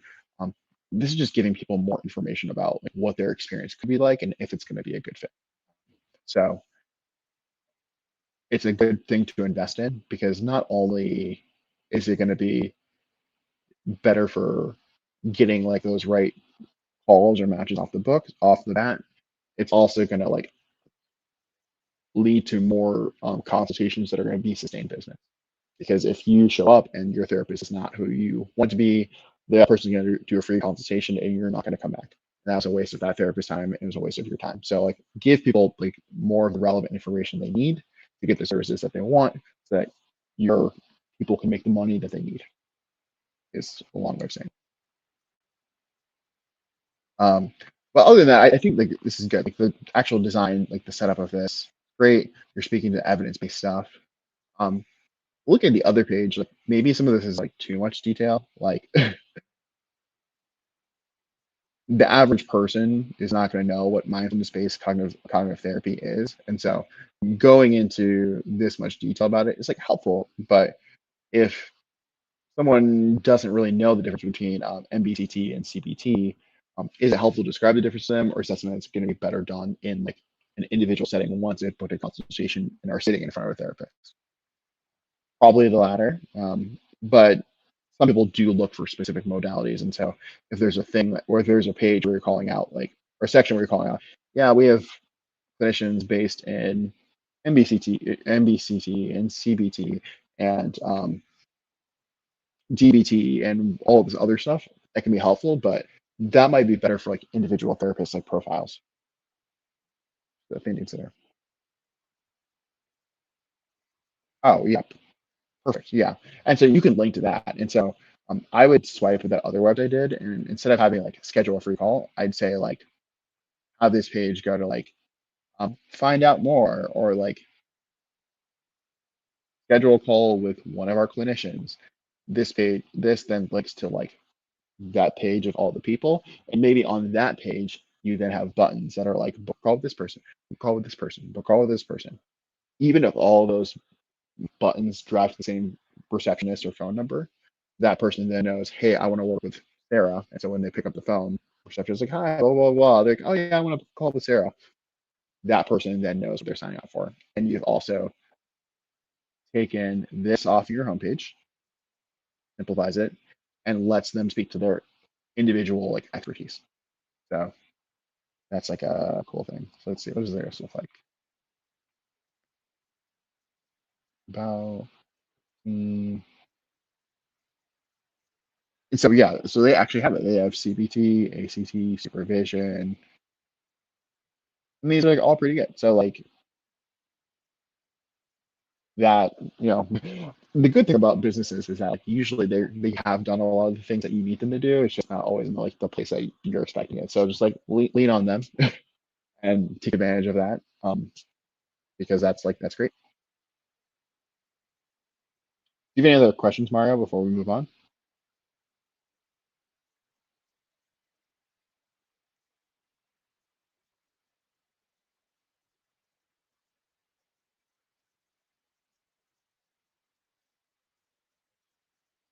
And if not, yes, we'll go. So this is going to be the last one for today. We did spend a lot of time on these.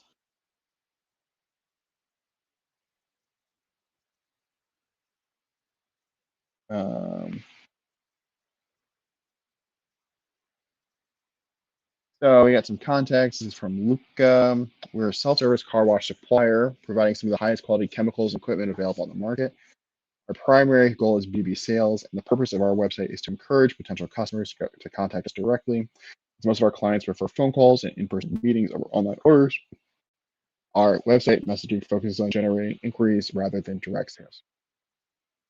Cool. That's great context. We would appreciate your feedback on whether we're going in the right direction and your general thoughts on the current copy. Okay, great. So what that means in English is these guys sell soap, chemicals, equipment to people who run like those car washes. And it's not like it's a B2B thing. And so most of the time it's like, hey, are you interested in this thing? Let's start a conversation. We want to talk to you over the phone, or we're going to meet in person, blah, blah, blah, blah. They're not selling their stuff online. So the messaging then is going to be on like, hey, contact us, not hey, buy this thing. To the point earlier about like how much your copy needs to sell or not, I think this is another great example of like our funnels are not always all digital or all in the same sort of like medium. In this case, their funnel is how are people getting to this website, contact us. From contact us, we're going to a phone call or we're going in person. And so it's not even in like digital anymore. And that's what works in their industry. And so that's what they use. So cool.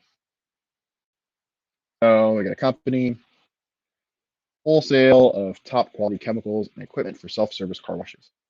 Quantity discounts, wholesale pricing without the contract, free consultation on the best solutions for your car wash. Contact us, catalog. Currently supplying over 185 car washes. Excuse me. This is cool. This is very different from a lot of the copy we typically look at, but this seems effective to me. I guess looking at the top of the page first, about us, shop, why us. I think this is cool. I like the use of the word catalog here. If you aren't getting most of your sales like online, from like online like purchases, and if it is clunkier for you to do them online, I might reframe this like shop section to like a catalog, so just people can view products and either buy them on there or have that link to like a hey, book a call, we can work out a deal, whatever type thing, and just so you have that consistency between these two things. But I think it's wonderful that you give people the ability to see like what is that you supply, so they can kind of match with what they're doing and sync up before you're trying to sell them. Headline: wholesale of top quality chemicals and equipment for self-service car washes. Very, very clear.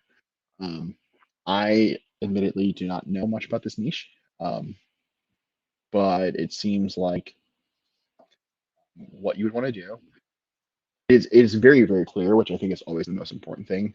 I wonder, is there some ability to like add like a benefit in there? Is there an advantage? Is there something that sets you apart? You mentioned down here like quantity discounts. In general, are you guys like something that's, do you sell like at like significant volume? Are you really good for like large purchases? Do you cut discounts for smaller businesses? Are you flexible in your pricing?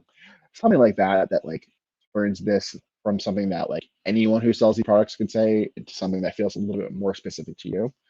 So that when you get on the phone with somebody, it's not like, oh yeah, we're selling this, but the other person is, selling it at 10% less, so whatever, and more like, yeah, the price is what it is, but we do this, or but we do that, or we're gonna work with you this way. We're available on the phone, rush orders, that sort of thing is what I would think about. But in and of itself, this is not problematic. It's just could we make it better? Sorry. Richard says, where can I post this? I can't find the correct out in Discord. Richard, there should be a server or a channel called Whetstone Critiques. If you don't have access to that, will you just DM me on Discord and I can figure it out for you? And just like literally right now, if you have a piece of copy that you want me to critique, I can take it for today, but we can definitely sort that out. Sorry about that. Okay, so scrolling down, I do like the currently supplying over 185 car washes. I would honestly like put that up here as like one of the bullets, like because that is a credibility thing and just shows like you are working with lots of people, and that is pretty important. You put it under here, it feels like almost like a little asterisk note that it's very easy to like brush past, but I do think you should recognize that like people do rely on you, and so prospective clients can also rely on you. It's a good thing for to put up there. Oh, oops, I lied, sorry. um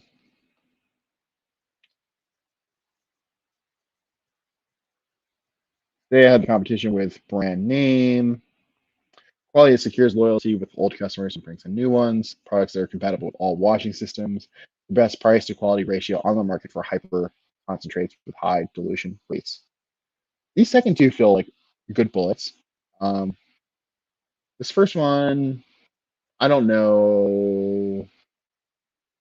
One, I don't know exactly what that means. Two, um, I don't know how much I believe it.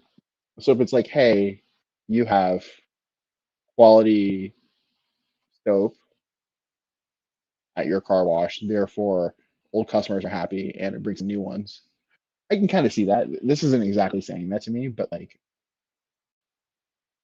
if that's the thing, I would think about rewording that.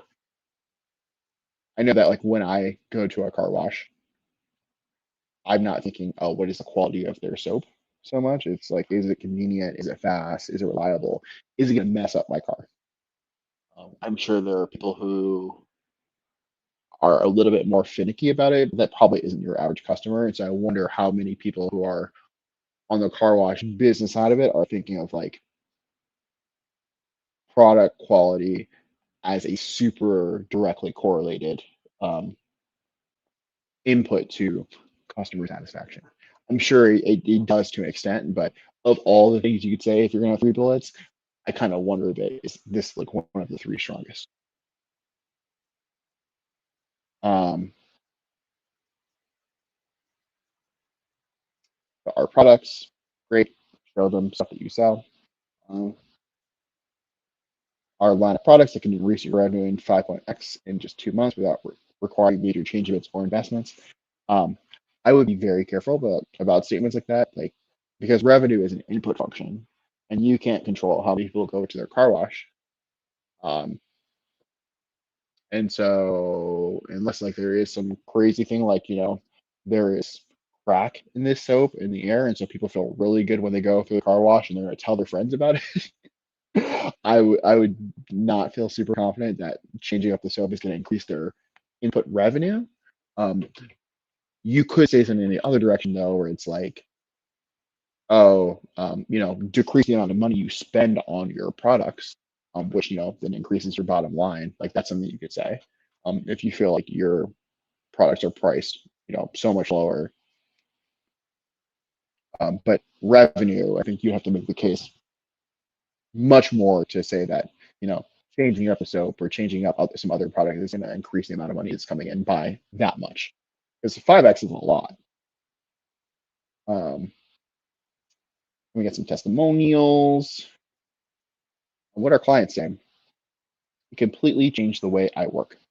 Before switching to this equipment, my car wash was just okay. I was earning enough to get by, but growth felt slow and the numbers never hit my expectations. Every month felt like a struggle and work was boring. Then I upgraded to their line of products. The quality of my wash skyrocketed. Customers started pouring in. My earnings have never been higher. My business and my life have truly transformed for the better. Mark, owner of blank self-service car wash. It's a great testimonial. I one, you should probably have some more testimonials, but two, make sure that like the testimonials are like linking up to what the products actually do. Like, I don't know how changing your soap or getting like a new wiper blade in the car wash is going to make the person who runs the car wash their life less boring.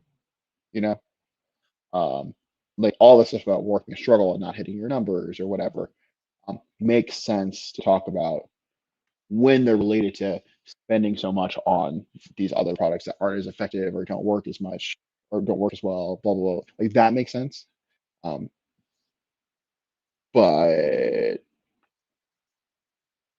or sorry, and if it's not incredibly clear to a client how buying your thing is going to make other people come to their store more, this can feel like a sort of not like slimy, but like a not very believable claim. And you want to make sure that like your testimonials or everything in your copy is believable. So if it is the case, if there's a thing here that I don't understand about it, like just put that in. But just off the top of my head, I don't see that, and so I guess that's why I'm struggling with this a little bit. Like the quality of your wash skyrocketing makes sense. Having more customers come in makes sense to an extent. Like 500% is like something else happened, but like is it 20%? Is it 30%? Is it people you got a reputation for a thing, and so then year over year your business grew, and now you're at 5x? Sure. Um, but like explain that a little bit, or have this person explain it, or whatever. I do like this sort of touch at the end of like, my business and life have truly transformed for the better because when you're working B2B, you're giving something to a business that is trying to give something to someone else. And so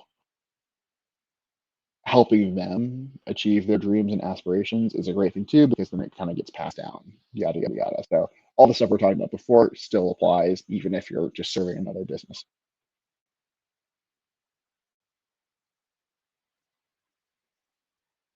How do you sell something to another business that doesn't directly increase their revenue, like this wholesale car wash supply thing? What do they get out of our product then? So when we talk about revenue, what we're talking about is the amount of money that a business makes. So when, let's say I run a McDonald's, revenue is the amount of money that I receive from customers buying things at the McDonald's. So I sell 100 cheeseburgers, I have $1,000 in revenue. It's just the money in. Now, do I make $1,000? No, because cheeseburgers cost money to make. Let's say like the cost of the cheeseburger includes like time, labor, supplies, whatever. And let's say that it's like, I don't know, like let's say it costs $9 to make a $10 cheeseburger, just for simplicity's sake. Um, the cost to make the thing stays the same. So it's always going to cost $9 to make a cheeseburger. So for every $1,000 in cheeseburgers I sell, I'm going to sell, I'm going to, or sorry, for every $1,000 in revenue I receive from cheeseburgers, I'm going to spend $900. So I'm making $100 on those cheeseburgers. Uh, when we talk about selling B2B, um, what me as a McDonald's owner receiving is I'm receiving a different price for all the things that go into that $9.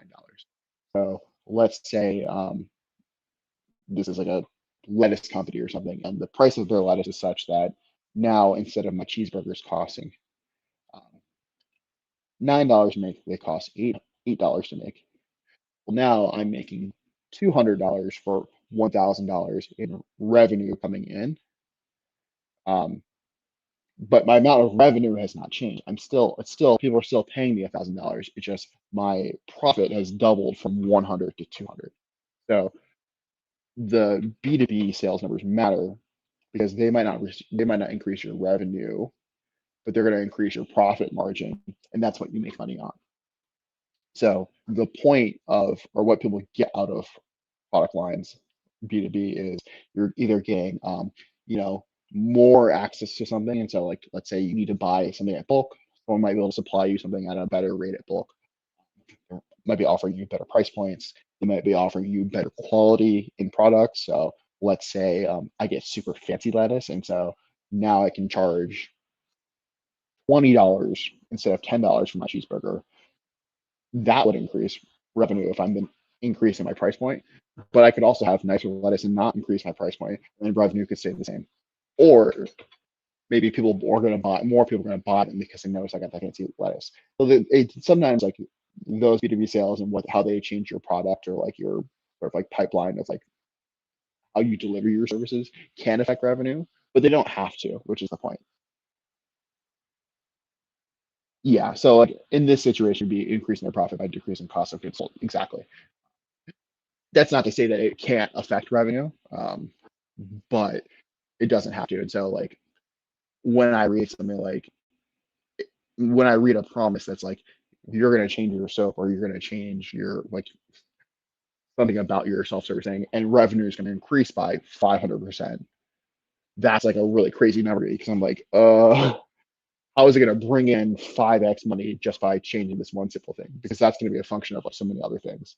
Is it decreasing? Like, is it your car wash is now so much cheaper that you're going to be able to offer it at like a more competitive or like a low enough rate that all of a sudden so many more people are coming that despite the lower price point, you're still getting five times as much revenue from like total sales? Like that could happen, but that's like an extraordinary thing to occur. And so I would lean away from promises like that, because that's so outside of your control as somebody, on the supply side.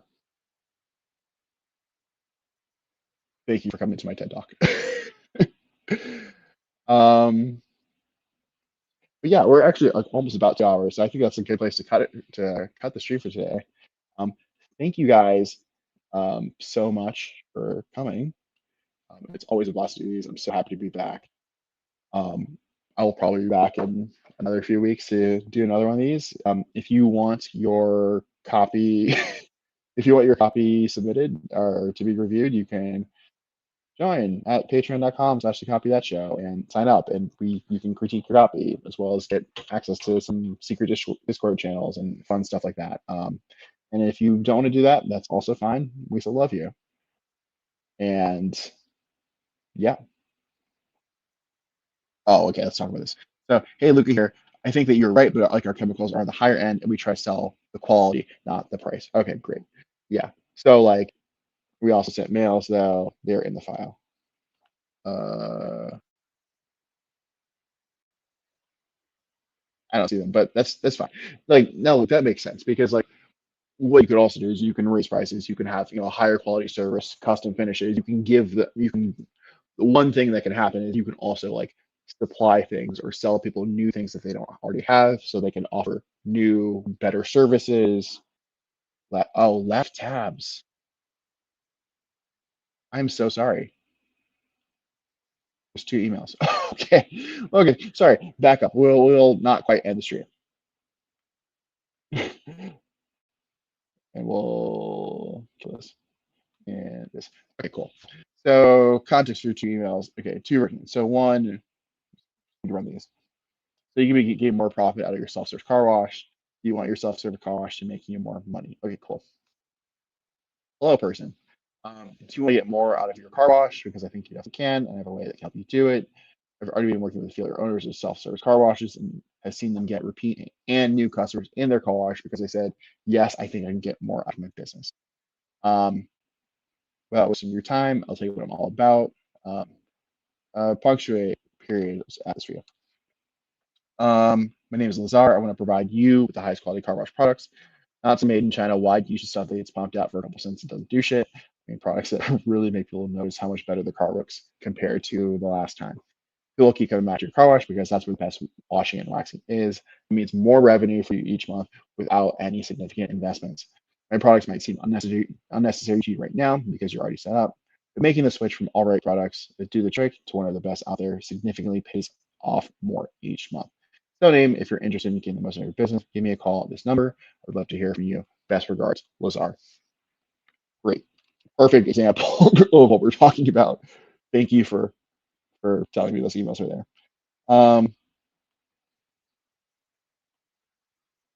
Okay, cool. So we're not sure about emails though. If this is the best approach. We want to know your opinion on what's best. Emails are good. I think if you can get like contacts for people who own these things, who own self-service car washes, like yeah, absolutely. I think I think it is good.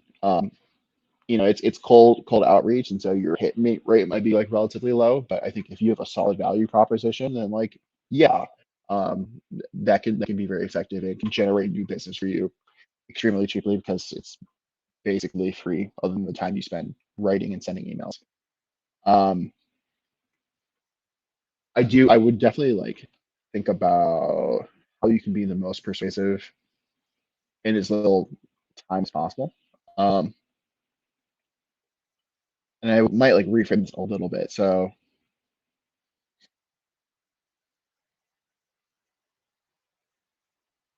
you could be getting more profit out of this. Like I think like this headline is like this subject line is like fine. I'd also test one that's like do you want like are you like do you want to upgrade? Do you want to like increase the quality? Because like your real point you're making here is like is like good one. It's like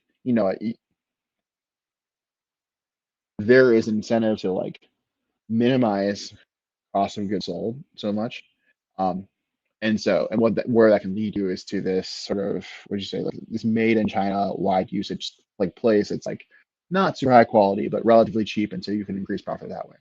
Um, your point is that by increasing the quality of your services, you increase your cost of risk. You can increase your cost of risk significantly because they keep coming back. That's a good point to make. Um, but I would just make that more clear. And so I do something like I'll just comment. Uh, M. I'll do that. Cool.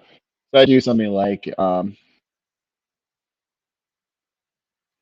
do you want to get more out of this?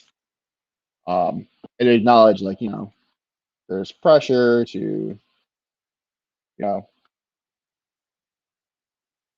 making this up. Like it's a low margin business, so there's a lot of pressure on small business owners like you to minimize costs, leading to made in China wide usage stuff that gets out for sense to share. Um, but the truth is, and these are like points, by the way. I'm not saying like this is the email, but just like, but the truth is, um, high quality products such services are what keep people coming back and increase for revenue by, instead of by building you a reputation,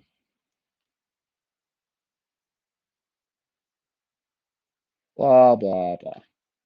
Um, and then it's like, um, and you can do that without spending significantly more. Um, and then I like the line here, like, it may seem necessary, um, but making the switch um, is one of the best decisions for your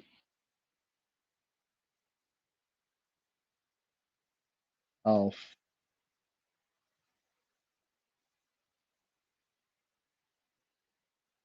business. Um, so, and then like CTA is like how I would structure that. Uh, and just, I actually don't dislike the tone you have here. That's like very like no bullshit, cut the shit, some blah blah blah. We're just being very very clear. I think it's fine. For your target audience, probably a little bit more like blue collar, not highfalutin, and so saying the word shit is okay. It might even ingratiate them with you a little bit. Just being super direct, clear with your call to action. You want to hop on a call, great. Um, yeah. Um, I would stick to cold emails because for you guys, it's like I don't think you're gonna be super served by like one in terms of your time, but also efficacy. You don't want to have to like build and manage an email list and like find reasons to email people about different kinds of soap. It very much is like, can you as a business owner message another business owner on a one-to-one level and connect around a shared vision of like shared interest of like what can we do for your business?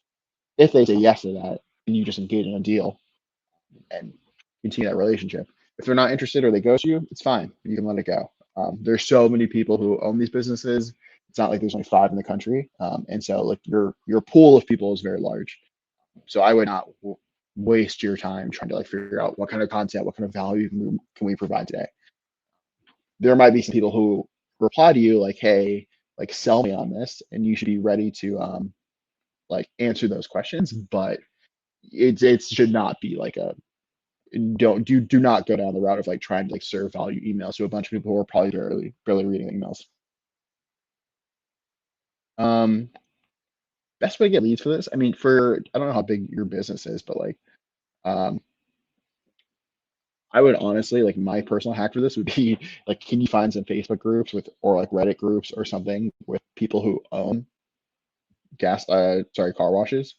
Because like you could straight up be in someone's like DMs on Reddit or Instagram or Facebook or whatever, um, where those people are, because the bottleneck is going to be like how many people can you identify that have these services or that would be good targets for this. But once you like know they're there, like you can even be like someone who posts, like if you guys own your own stuff, like it's there's so much stuff you could do with this, but it's really just like go to the places where they are, and then try to use those as jumping off points to like do outreach to them. If you have more questions about this, like feel free to DM me about it because there are some super creative ways you could do this and like show up and not be like an annoying marketer. So yeah. Okay. Now let's end it. All right. Thank you guys so much for coming today. Again, if you want your copy to be featured next time, you can join at patreon.com/copy that show. But if you don't want to, that's also cool. We will see you here next week or the week after that, whenever that next video stream. Hope you had a great week and go make some money or something. Peace.